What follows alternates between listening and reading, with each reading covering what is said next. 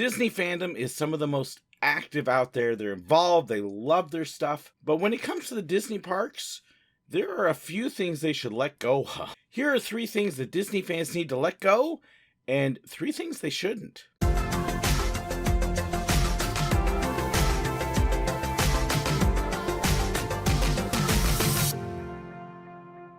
I love interacting with other Disney fans, and forgive the voice, I've got a cold.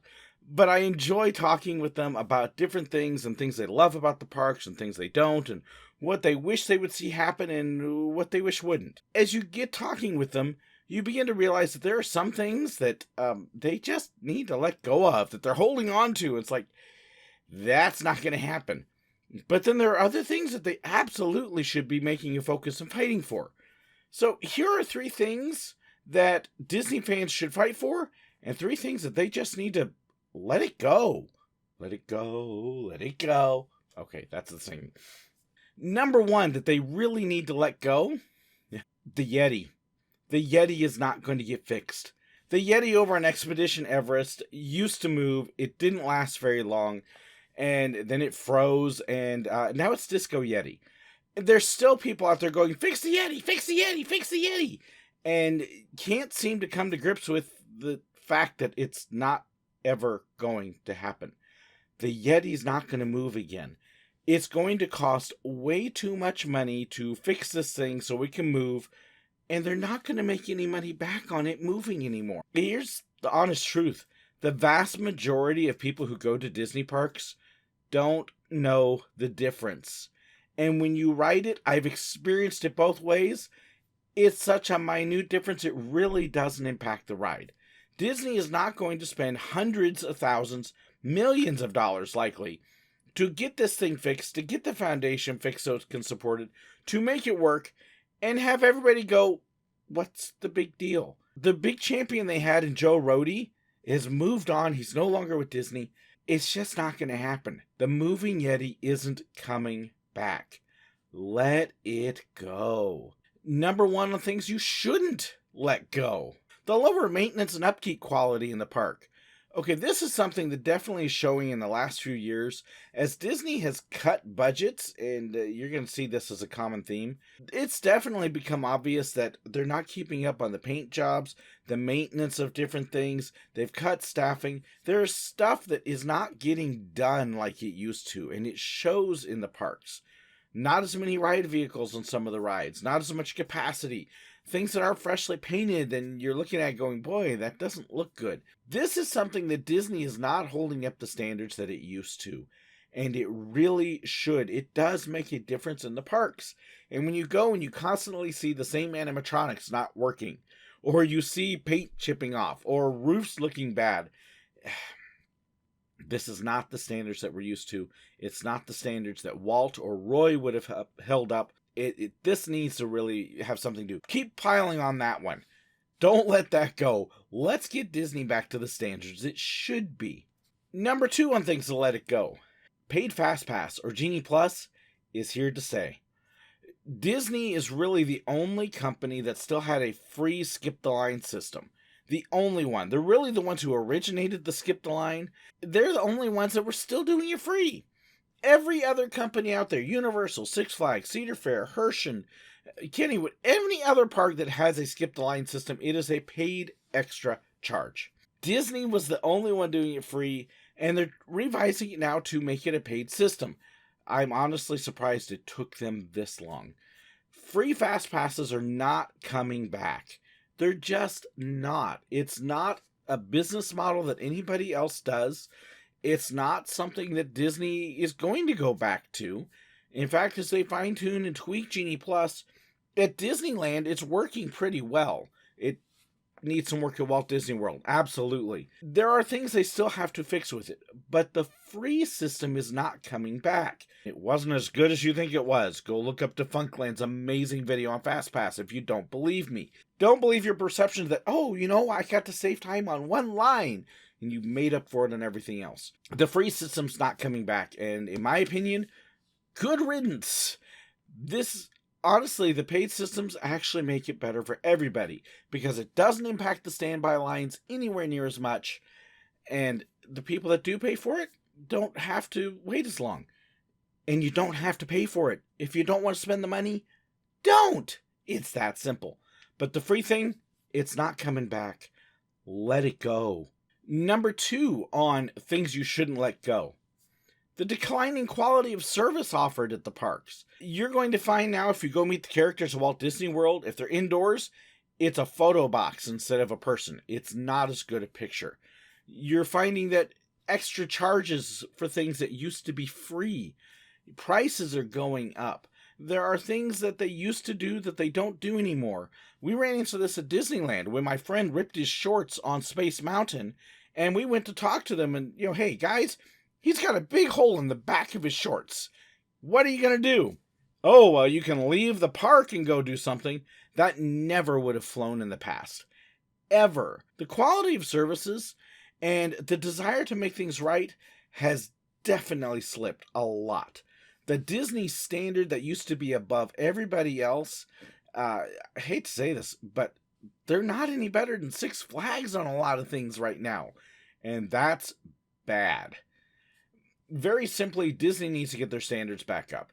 They need to start making some of those things that used to be free again, especially for as much as you're paying. The price isn't going to go down, and I'll come back to that one. But very simply, if you're going to be paying the prices that you are, they ought to be doing this stuff to make your trip the best it can.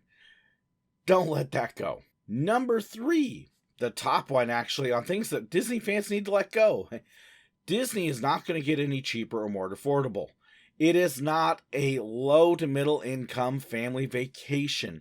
It hasn't been in a long, long time, and it's not going to be. This idea that Disney ought to make it cheap for me to go, it's got to just be tossed aside. If they're not going to get any cheaper, the parks are already full. So if you understand supply and demand, and I find a lot of Disney fans don't seem to understand this, when you have something in high demand like Disney is right now, then you work to reduce the supply, and you do that by raising prices until the demand goes down.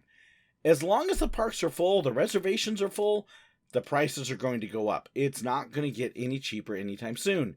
And in fact, the only time I think Disney actually lowered prices was after 9/11, when nobody was going. That was about the last time they lowered it. A little bit when they started to reopen after COVID, but yeah, you're not going to get cheap vacations to Disney. It's not going to happen. You're just going to see prices increase. Yes, I know that prices you out. The average family, when I worked there, say 5 to 6 years, now it's probably 6 to 7. It's not going to come down, folks. If you can't afford the vacation to Disney, that's okay. Go somewhere else. There's a lot of other great places you can go to for a whole lot less than Disney, and they're amazing. Expand your horizons and let it go. The top thing you should not let go, the overall experience at Disney. It has definitely slipped between the lower staffing levels, lower maintenance and upkeep, all the little perks that have gone, rising prices. At this point, if you're going to be paying that money to get into Disney, it's going to be the most expensive theme park vacation out there, bar none, and it's just going to get more costly. If you're paying that much, you should be expecting a top-notch experience. Get your staffing levels up. Pay your workers a decent wage. Make them want to come into work. Support them. Stop doing some of these boneheaded decisions you've been doing where you're sticking it to your cast members and to the guests.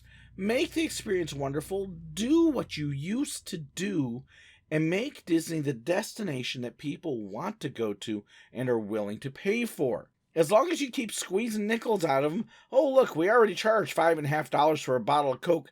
Let's make it $5.75 just so we can get that extra quarter. Wrong experience, wrong move. I look back to when Walt ran the company, and it was very much an idea of let's give them the best experience possible, because if they have an amazing experience, not only will they come back, but they will tell their friends and their family about this amazing experience, and they'll make more money in the long run than if they try to squeeze every nickel and dime out. Again, you want a great comparison? Look at what Six Flags was doing for years, where they tried to squeeze every bit out, and the quality of the parks went down. Disney doesn't is not known for that. They shouldn't be known for that. They need to have the best experience possible. They need to get that quality back up. Don't let that go. Let's get it back to what Walt would be proud of. Because right now, I think Walt would be kind of ashamed about the condition of the parks, the staffing of the parks, the training of the cast members, the attitudes, what they're doing for the guests, not doing for the guests. Walt would be shaking his head over what he knows the company should be and instead what it is. Let's make the name Disney magical again. Don't let that go. So those are my 3 things to not let go and to let go. Do you agree with me? Do you disagree with me? Do you have other ideas? I'd love to hear them in the comments below. Please don't forget to share them. I'd love to hear from you. Thank you so much to my YouTube members and my patrons for supporting me. I get to do so much and improve the quality thanks to them, and hopefully get rid of this voice too. They get all sorts of behind-the-scenes info and perks too. If you want to know more, check the description. Just check the description anyways. There's a ton of info there. We're on a quest to reach 30,000 subscribers. Would you help me reach it? Hit that like button, share the video, and subscribe if you haven't already. And thank you so incredibly much for watching. God bless.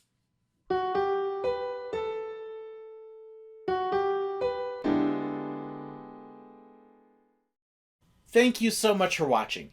If you'd like to know about contact information, fan pages, merchandise, and more, please be sure to check the description below. If you enjoyed this video and you'd like to know when I have new ones, well, make sure you hit that subscribe button right up there. And if you want to see another one of my videos, well, I've got a great one for you right here. And a huge thank you to these wonderful people here who support me on Patreon and with YouTube memberships. They get behind the scenes information, special perks, and more. If you'd like to know more about that, well, make sure you check that button right there. Thank you so much.